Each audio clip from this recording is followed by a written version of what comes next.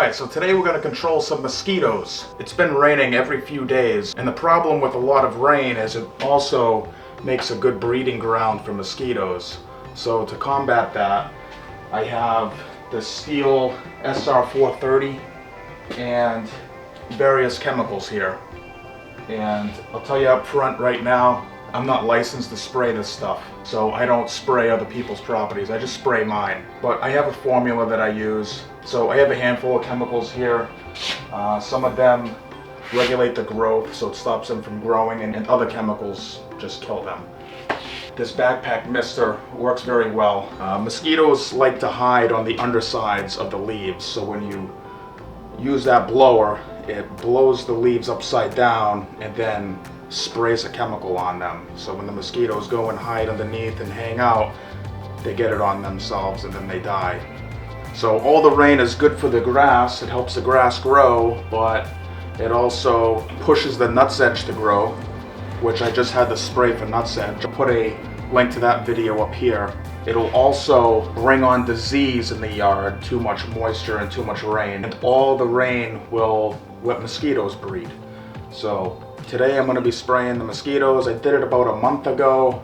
So this is actually probably my 5th application this summer for mosquitoes. But they're starting to come around pretty heavily.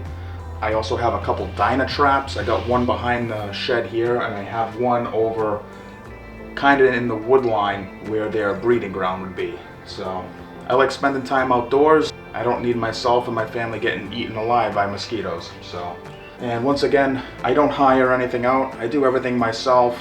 If I hired out this spraying, I don't know how much it'd be a lot. So I'm pretty sure that thing's already paid for itself. I've had it for a couple of years now. I think they have a newer model out now, but this is a few years old now. It works quite well. This is the Stihl SR-430. It's been really good. I need to add some fuel to that. So as for the chemicals go, I use a lot of the Biffin. Next year I'm probably going to switch it to permethrin, I think it is called, because you don't want the insects in your area getting immune to one of these insecticides, because I guess that can happen. They can get immune to it. So Biffin is quite inexpensive, so I've been using it for a couple years now. So I think next year I'm gonna switch to a permethrin. That way they don't get immune to it. So let's tell you one thing. I do must count this.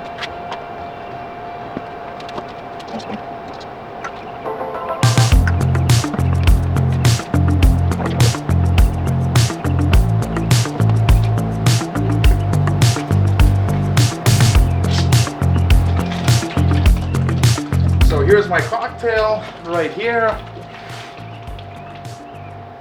all mixed up. And the way that I do this, I get a couple of buckets and I'll pour this right into the bucket.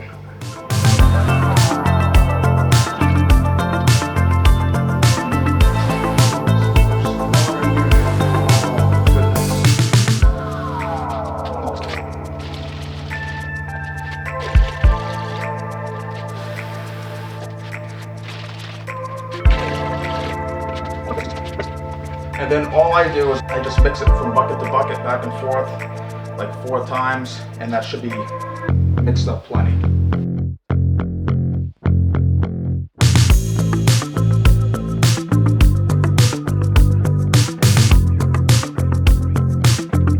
And that's good. That'll work.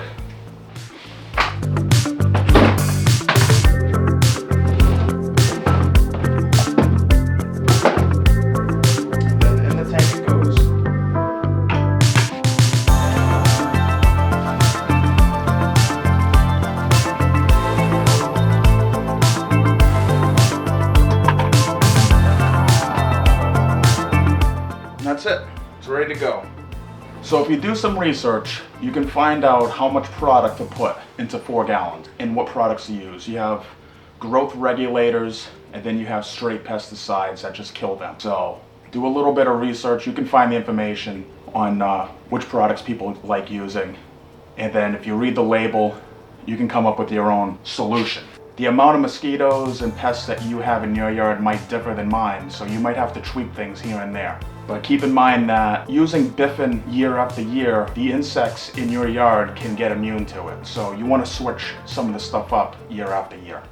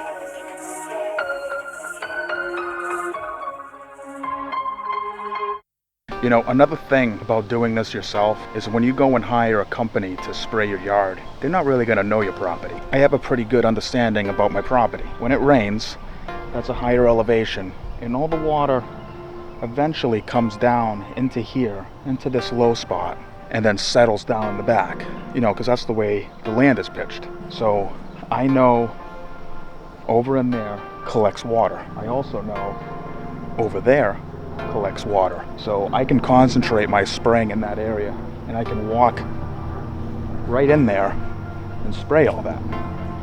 Whereas when you hire this out, you know, they might just walk the perimeter, which is probably still good. But I mean, I don't see them like walking in here. And this is all wet. See how wet this is? Walk a little bit more, and boom, right there. That's all standing water. That's a breeding ground for mosquitoes.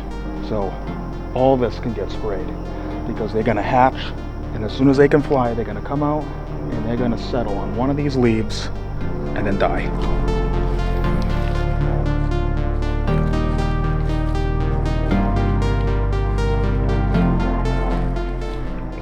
So all this is sprayed. So realistically, good luck to any of those mosquitoes, those newly born mosquitoes, because they're gonna have to fly up out of that pond and make it all the way over here and land and rest in this grass, because if they touch any of those leaves, they're dead. Same with all the way down in there. I walked all the way down there and sprayed that. All the water from the past rainstorms go down there and collect. It's just a big breeding ground. I mean, is your local mosquito mite guy gonna do that? I mean, he might, but I figured 2 seasons of paying a person to come and spray this will pay for that unit. So there's a handful of different brands you can get. I just went with this because whenever you see the pros, this is what they're using. The other thing I do is I blow it up into the leaves of the trees. I mean, I'm not an insect expert, but my understanding is a mosquito will fly and then he needs to rest. You know, I don't know if they can actually fly all the way across the yard. They're gonna stop along the way and take a break. So they're probably gonna take a break here. They'll take a break in that tree over there. And those are all sprayed. So they'll land on it and then die. Same with all these trees right here. I spray it up into that. I don't think the mosquitoes are gonna be going all the way to the top of the tree, but at least right here. That's just my thinking. I don't know. You can do whatever you need to do for your property, but that's my property. That's how I do it. And if I go down the road to one of my neighbors' houses, you know, they have a lot of mosquitoes. If this was untreated, this would be an absolute nightmare and you couldn't be out here. All right, so here's one of my Dyna traps. And this is a small one, and it's actually pretty full. Can you see that? It's got a lot of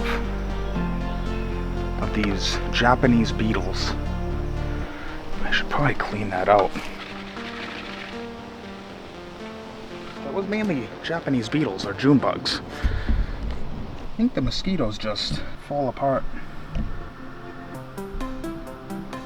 It's just a pile of them.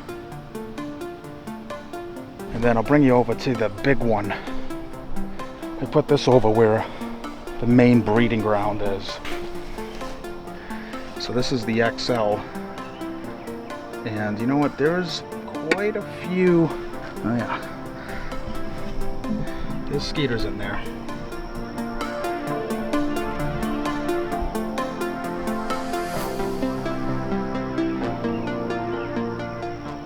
There's a ton of them. So I'm not gonna empty that because it's not full and I don't want the live ones that are still in there getting out. So typically I don't wear a mask when I spray this stuff. I would recommend it if you're clean shaven, but I'm not clean shaven. And for work, I wear a papper for welding, but I'm welding all the time. So I have like everyday exposure to it. I'm not exposed to this every day. It's like maybe every 5 weeks, maybe 6 or 7 times a year that I spray this stuff. So it's not all the time. And I just try to be smart about it. You know, if the wind's blowing, don't spray when the wind is blowing. You know, you just gotta be smart with how you do it. So just finished spraying 4 gallons into the wood line, and hopefully within the next coming week, I'll notice the mosquito population drop. Yeah, and one of the easiest things you can do to control the mosquitoes is any standing water, just dump that out. Don't let there be water just sitting around your property somewhere, whether it's in a trash can or whatever. It's easy just to go over and dump that out before, you know, a mosquito goes over to it, starts laying eggs in it. And next thing you know, it's a bucket like this is just producing hundreds of mosquitoes, you know. If you made it to the end of the video, thank you for watching. You're my favorite kind of person, the one that makes it all the way to the end. Consider subscribing, and I'll see you on the next one. Thanks.